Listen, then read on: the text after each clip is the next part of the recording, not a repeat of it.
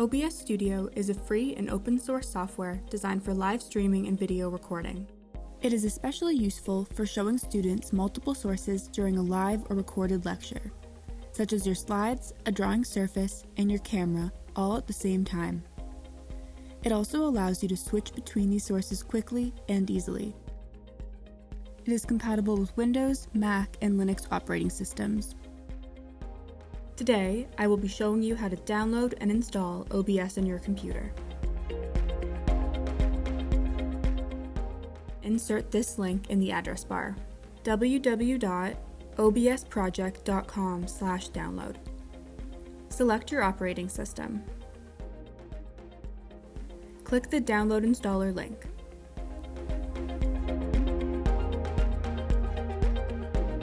Look for the Download Installer package in your Downloads folder. Open the package and follow the prompts. Wait for the package to complete installation. If you like, you can delete the installer file once OBS is installed. Open the app from the Start menu on a PC or from your Applications folder on a Mac.